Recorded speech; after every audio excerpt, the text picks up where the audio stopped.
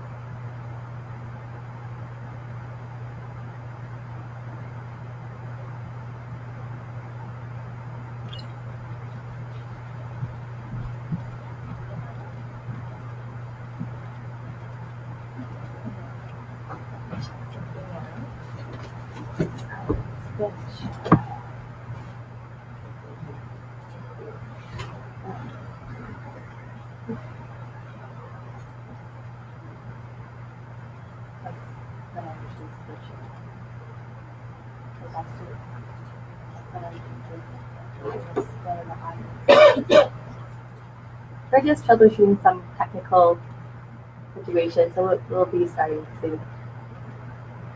Yeah.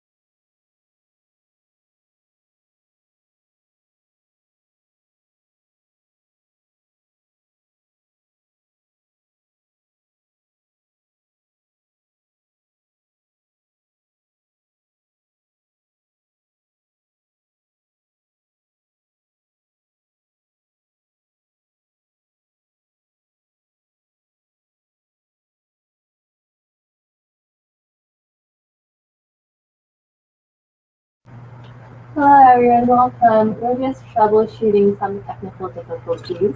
Hopefully we'll get results soon and we'll start sharply in just a few minutes. Thanks for your patience.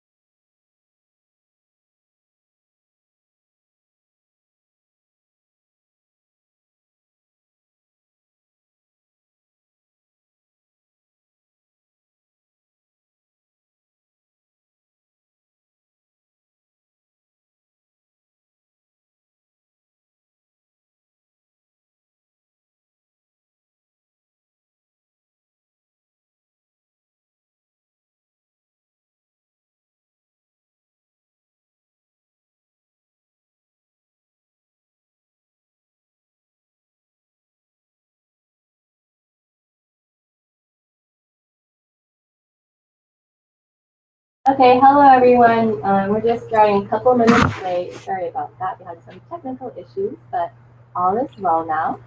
This is Kimberly speaking. I'm a family engagement specialist with Child Care Resources, and I help run the Lindskog Play and Learn program. We're based in Seattle, Washington.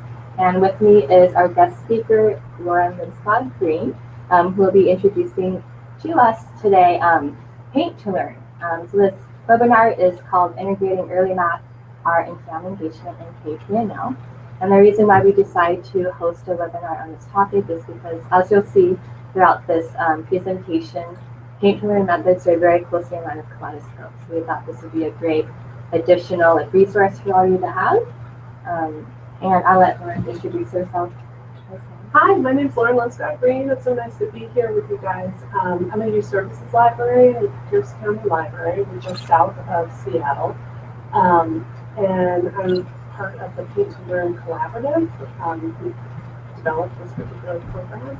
And I'm really excited to be here to walk you through the program. Awesome. So just a couple logistics before we start.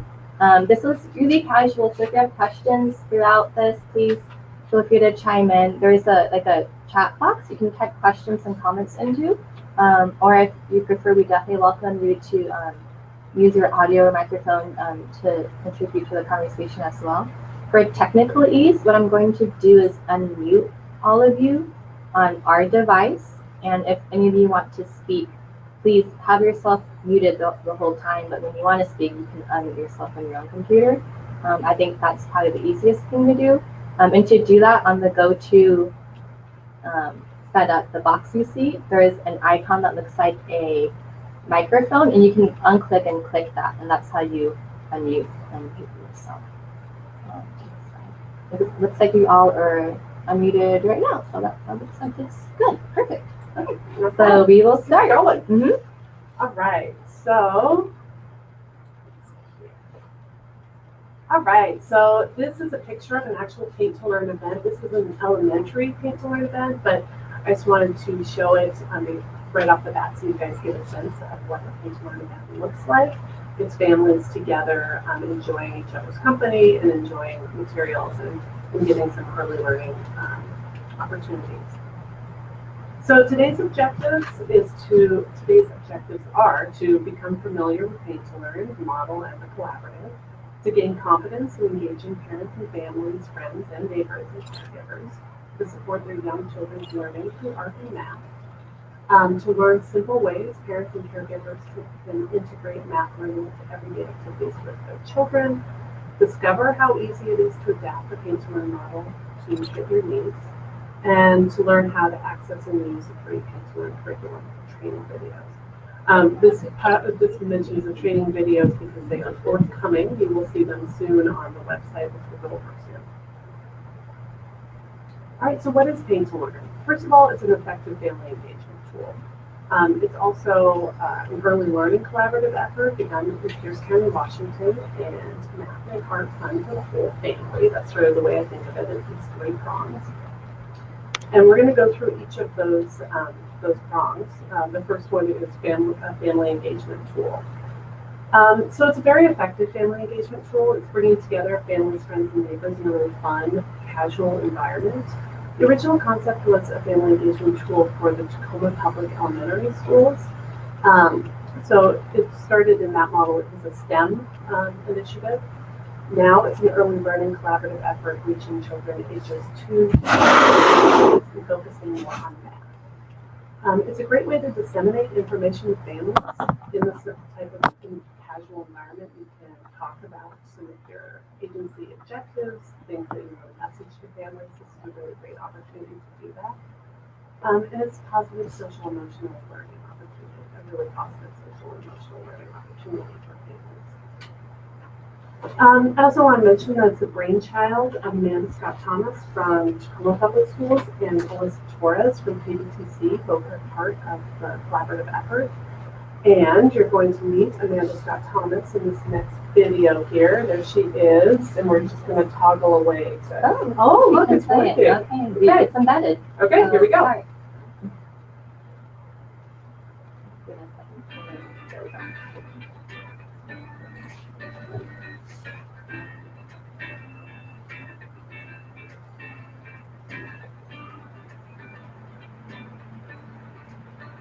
Paint to Learn the Paint Night came up as a result of a night out with my girlfriends.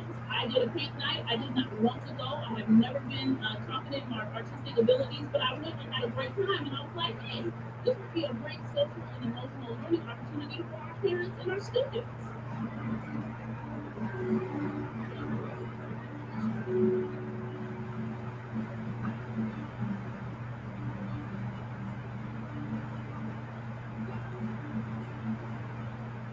What's really cool about it is just a family perspective. So everybody is not going to paint in the same picture.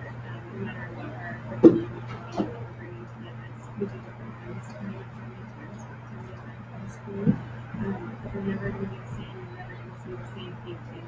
We came up with a STEAM focus, so kids are not only having a good time around learning and doing art, they're learning math concepts at the same time. And we're also meeting 3 of the 4 partnership goals around welcoming environments, family engagement, and effective communication, because while we have parents in the room, we're also giving them great district information.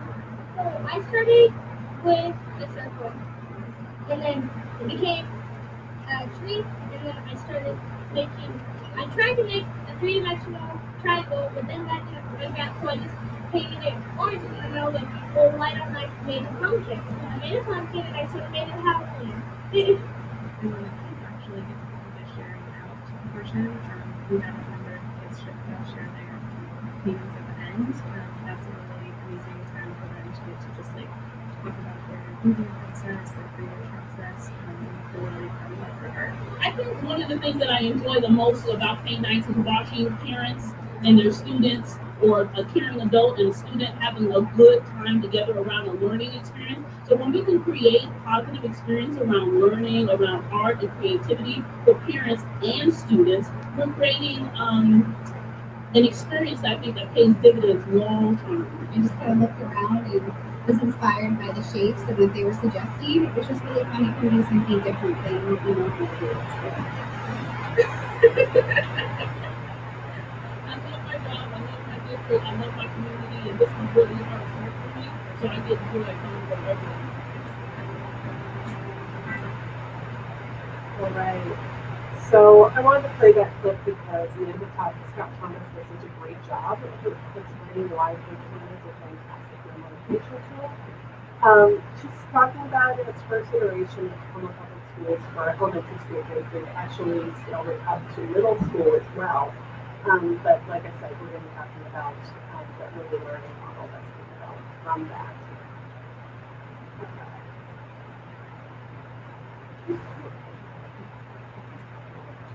There we go. All right, here we go. So, like I said, the Youth Librarian is also a collaborative with all of these folks that are on your screen. Project Child Success, KP&L, Youth Library, where I'm from, Tacoma Public Schools, and Child Care Resources that we have right now. And the Bowen Foundation funded the original grant to bring Tacoma Public Schools model to the early learning community. And now we're taking the opportunity to expand that vision and allow people outside of Frisco to learn more about painting. I'm going to keep on messing up and saying paint night or play to learn because they all sound a lot alike. But okay, so we're now moving into bringing the curriculum piece to a wider audience, which is why I'm so glad to be here with you guys. Just want to double check on the audio. Can everyone hear us okay? I know we got a comment about the audio being kind of not very loud, but I moved the microphone closer to us. So if that's better, please let us know. If it's still not quite working, let us know as well, and we can troubleshoot. Yes. It looks like the audio is a little bit spotty. Okay, this might be the connection. We're just gonna continue to enunciate and like speak into the microphone, and then we sound far from right. Okay, we are next to it. Yeah, and we will lean in further, and then later on also we'll be sending out a recording of this webinar, and so if you feel like watching it at a higher volume later on, you can do that as well. But, so can you hear me better now? Is that any better for anybody, or are we still sounding very far away? Okay, we're going to continue. Audio is here.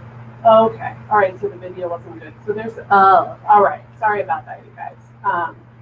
So we'll have a link to the video. There's actually a link to the video from the main website for Paint to Learn, so you can watch it at your leisure. But I hope that you got a sense from the pictures, some of what Amanda Scott Thomas was saying there.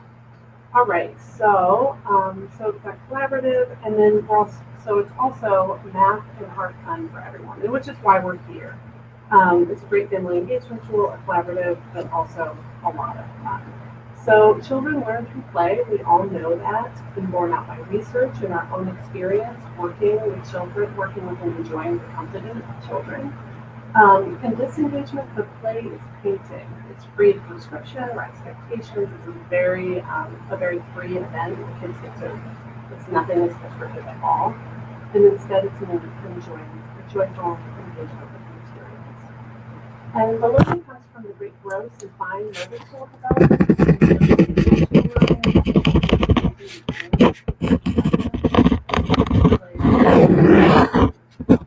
It's all very intentional. We're working on simple math skills like counting, shapes, and pattern recognition, and all of these skills are very important for kids' kindergarten readiness. I also want to point out that in the Paint to Learn model, as you saw in the video, children and adults are painting and learning side by side. All right, so this is just a little bit about math skills. The Paint to Learn activities were developed to address the math developmental areas which are listed to above: counting, quantifying, numerals, shapes, spatial awareness, which are all part of Washington Kindergarten Inventory of Developing Skills Assessment. So that's WAK kids. And then I wanted to bring your attention to that box on the bottom, that 37% of Pierce County children are kindergarten ready in math, and it's really disturbing. statistic, and some similar numbers are borne out across the state and across the country. All right, so these slides here with the gray background were developed by my colleague, Susan Anderson-Young. She's in charge of early learning at the Youth Library, and she's wonderful, so why reinvent the wheel? I'm just going to use her slides on this. So we're going to dig a little bit deeper into math early learning skills and why it's also important. So in their joint position statement for early childhood mathematics from 2002, and it's still cited now, NCTM, which is the National Council of Teachers of Mathematics, sort of what I think of as the NSTA of math, and NIAC, the National Association of Education of Young Children, and several recommendations for providing high-quality mathematics learning for very young children. These include encourage children's natural interest in mathematics and their disposition to use it as they try to make sense of their world. So the key word here, I think, is natural. Kids love playing with numbers and shapes and patterns. It's the adults in their lives that get tied up in knots about math, which is one reason why Pink to Learn is designed to engage both kids and the adults who care for them together. Support learning by connecting to children's prior experiences and knowledge, taking into consider family, linguistic, and cultural backgrounds. So each of you know your communities well and should feel completely empowered to change the curriculum to suit your needs. We hope you adapt the Paint to Learn curriculum to meet the needs of your families. There's no right way to run a Paint to Learn event, only what works for you and your families. So build on children's problem solving and reasoning processes and integrate learning with other subject areas. So this bingo, this is what we're doing here. We're blending math learning with creative play through painting. Allow time and materials to engage in play, explore materials, and expand on mathematical ideas. So a Paint to Learn event is purposeful in its structure. We're starting with the circle time, which we'll go over in just a minute to introduce the ideas and materials that will be played with during paint time. And the entire event can be elongated and shortened to fit the needs of your group. Some kids may not, love painting. It does happen. And they can finish quickly and be redirected to another play area, maybe blocks, reinforced math learning, while others may want to really get in there and explore the materials in mathematics more intensely. And all of that is okay. Incorporate appropriate experiences and teaching strategies and continually assess children's mathematical knowledge and skills. So Paint to Learn has several curriculums, so you can run this as a series to continue building children's knowledge and skills. And you can also expand on each topic and spend a lot of time on that topic with the kids. If you're a child care provider, you could maybe have Paint to Learn shapes be the culmination of a week-long exploration of shapes. All right, so we're here. What does a Paint to Learn event look like? It starts with a circle time, which is a welcome rhyme, song, movement activity, a brief discussion of the topic. The topics that are currently on the website will be expanded to 5 soon, but right now we have numbers, patterns, and shapes, and then a story time if we have time. I'm a children's librarian, so the circle time is something I think is really important. It orients the kids and families to the activity at hand and helps scaffold the math learning through rhyme, songs, and movement. So after circle time, each participant, the children and adults, I really like to stress that, get to the main event, which is painting. Everyone's going to paint a picture that in some way relates to the session's theme. So far we have the numbers, patterns, and shapes, like I mentioned. And then there is a share out, where kids get to share their artwork. So this is the website where all the curriculum and resources will purchase on the KP&L Kids website. So we're going to go there now. This is what the website looks like. Yeah. Back in. With the site. All right, so here's the site, and we're going to go look at the patterns activity.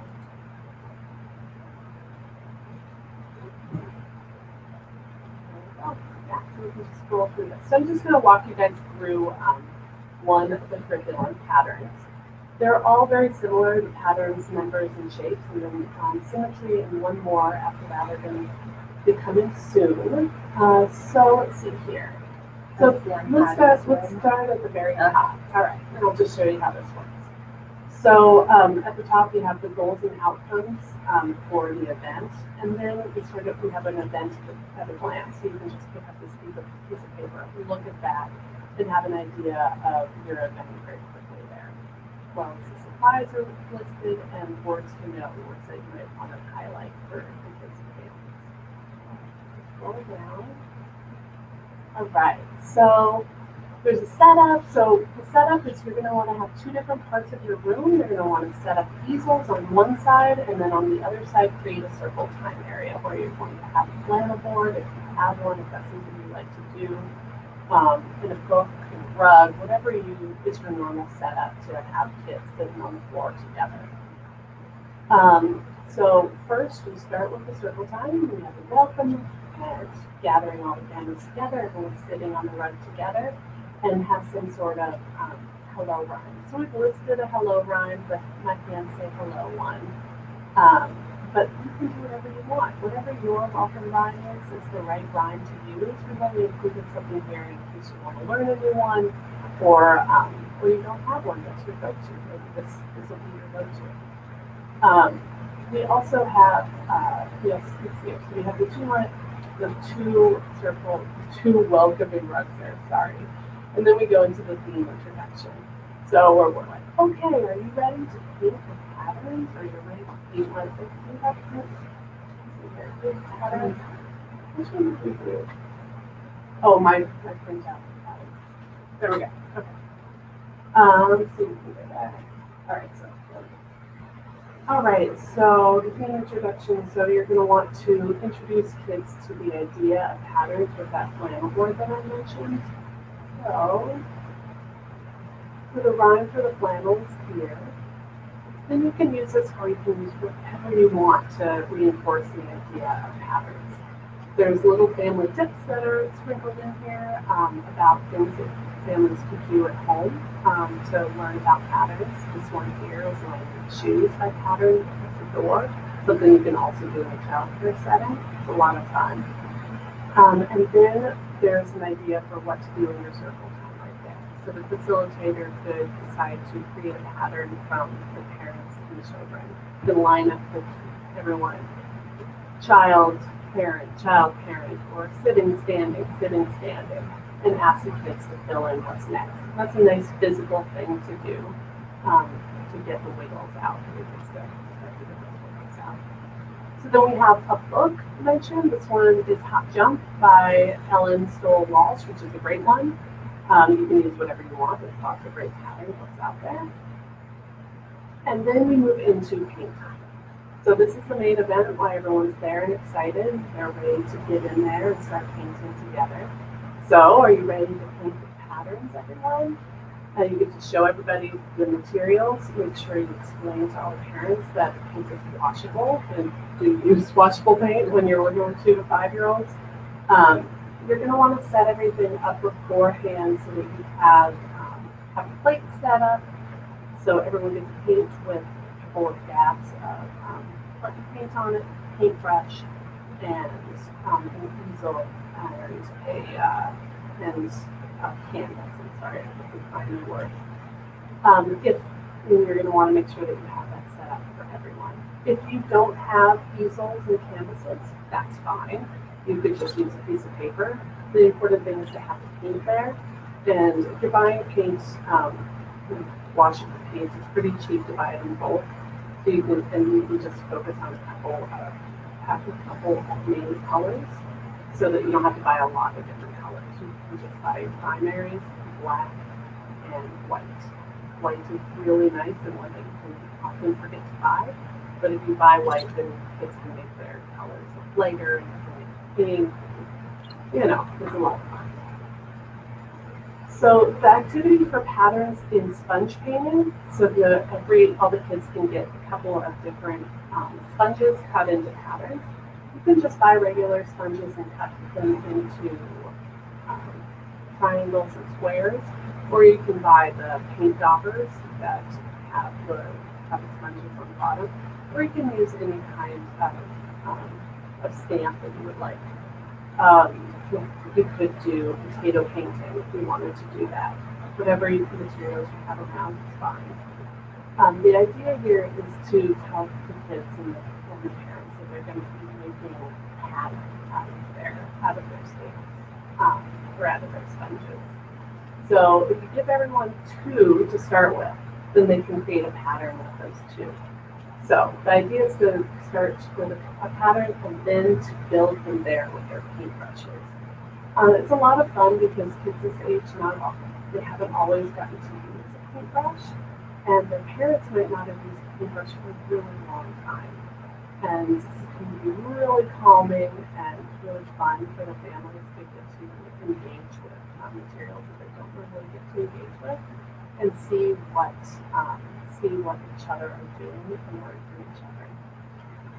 So you'll do the. I like to scaffold it where first I tell them to make a pattern with their sponges, and then after they've done that, introduce the paintbrush and have them go and then it's free expression time. And your job, and any volunteers or other facilitators in the room, their job is to walk around and be encouraging and to ask questions and to try to continue to reinforce the math learning. So you can use words, say things like, what's the first shape in the pattern? What have you created? What's the last shape in your pattern? Did you count all of your shapes? Oh, let's do that together. Okay. What color comes next in your pattern? What happens when you mix the colors? What's the smallest thing you paint? Are you going to paint something above that? Oh, what's the third thing you're going to paint? Language like that is really simple, but it's a great way to model some math language for the families, for the parents and caregivers that are there, in a really simple and safe environment. All right, so and that's it. After you've done that, the kids might finish early, parents can get really into it and continue to paint for a while. And then and so the kids can wander away to another play area that you have set up while the parents continue to paint. Or and sometimes it goes the other way. Sometimes the kids want to just stay there and paint forever. Whatever happens is fine. You can make this as long of an event or as short. I find that usually an hour is appropriate. Having a circle time for 15 minutes to a half hour, depending on your crowd, and then moving into paint time for about a half hour. All right, so back on the slides. All right.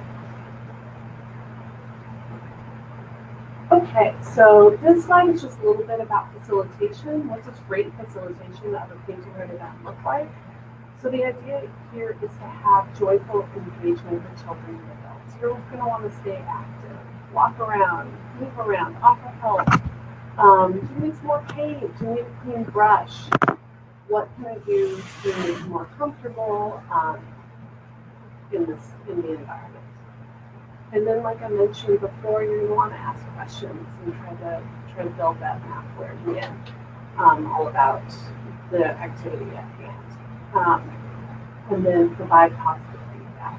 What lovely colors, how inventive. Oh, I love what you did there. Can I see what you're going to do next? All of that is really, really positive and fun. And you're going to have a lot of laughing, you'll see, while you're doing that.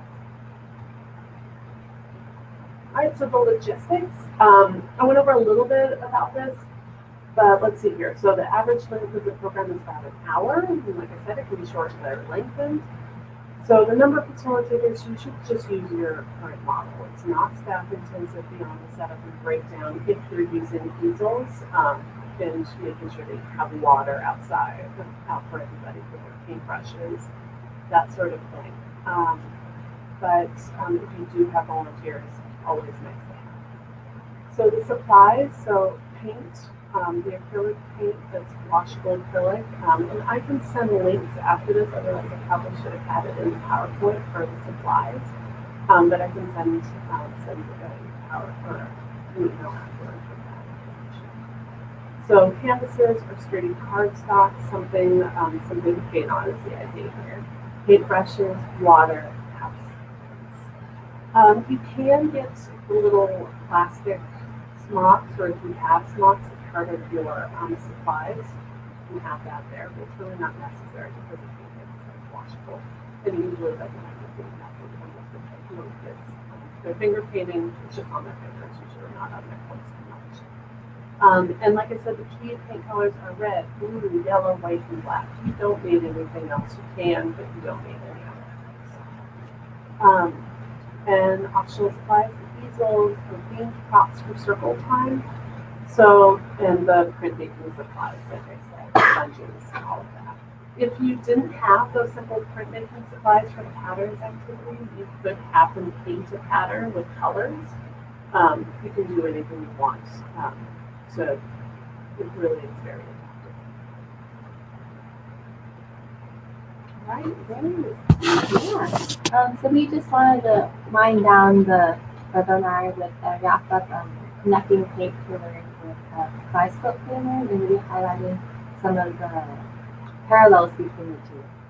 So the paint to learn methods that Lauren talked about is really something that can be easily implemented at a Kaleidoscope Planner group on any typical group day, or if you want to facilitate a special event with your participants. And one of the reasons being is that the elements in both programs and methods are very similar.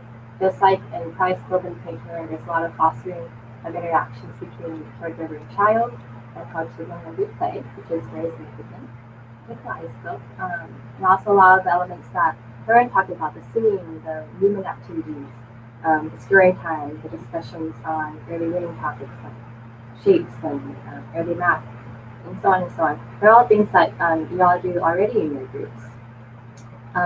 Another comment I want to make as well is that this is really a great avenue if you do decide to do a paint to learn within your group or at a special event for your participants. It's another avenue to talk to caregivers about how to take everyday moments and turn them into teaching moments. Simple things that we do in high school already about, how do we go to the grocery store and talk about shapes at the store? How do we talk about patterns beside the home? This is another setting to do this in. And as Lauren talked about the supplies, she'll talk about that in the links as well, but if at any given time maybe you don't have enough supplies that day, or you can't access them, or are limited in that setting, definitely think about the Kaleidoscope philosophy about using household materials. If you don't have canvases or don't have canvases, that's okay. You can use cardboard, recyclable items. If you don't have easels, for example, you can make them like in this photo with recyclable items or boxes. Same thing with paintbrushes, actually. If you run out or you don't have enough, sometimes it's not development appropriate to use fingers for some children. So do finger painting. We can really adapt it to the setting and the community that you're serving. So please don't feel like there's a barrier at all to supplies or having them on hand. That's not the case. It's definitely flexible, and I think that's really cool thing about paint to learn and Kaleidoscope is that it's really adaptable to your needs, definitely. And I think that's really cool. It's very accessible to all.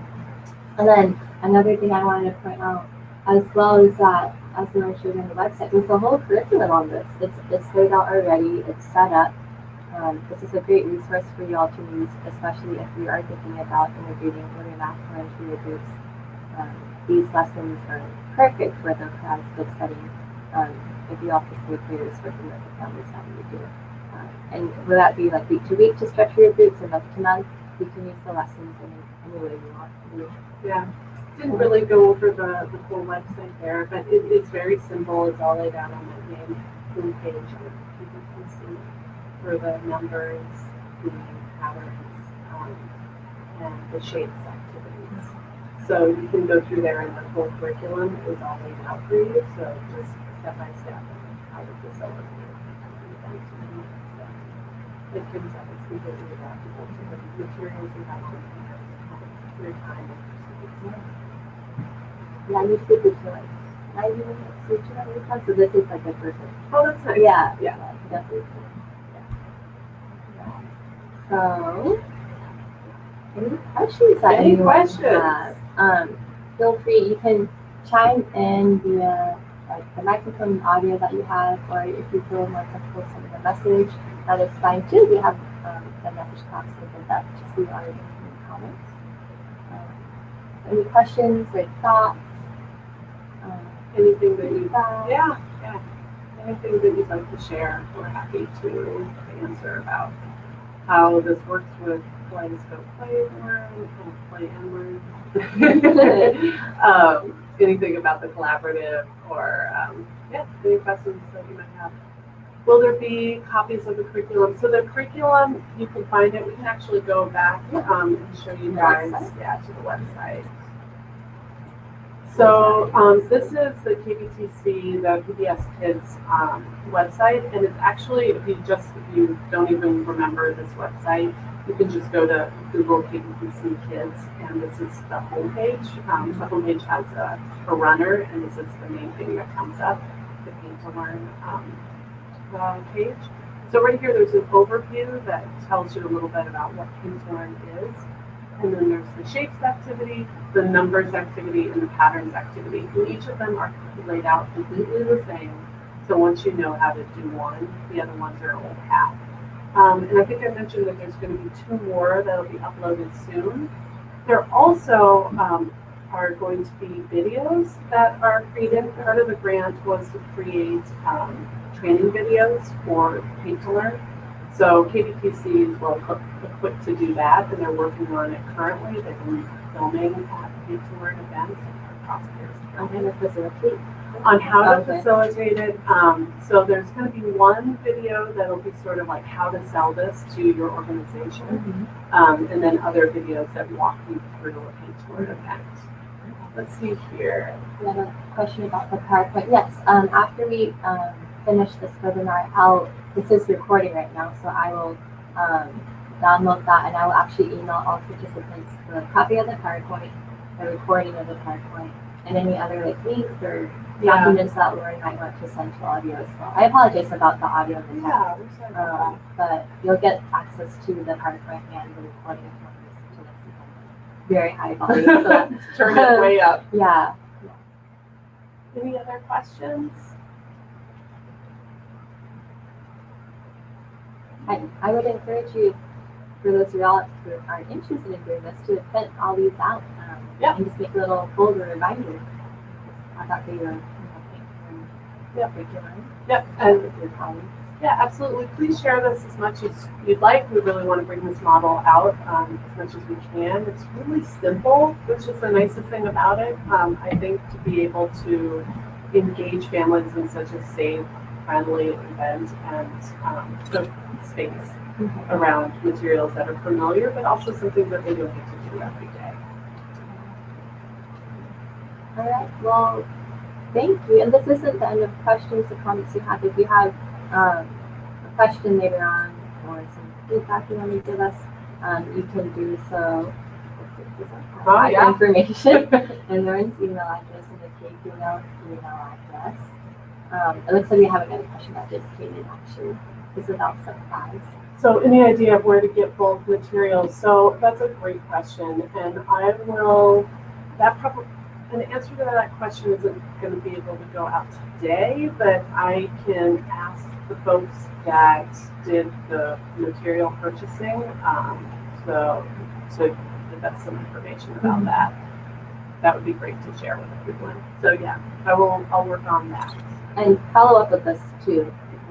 Those who are messaging right now saying they're interested in supplies, so you can talk more after the webinar about how much you need and yeah, it sounds great. Thank you guys for being on. Yeah, thank you so much. We'll see you next time.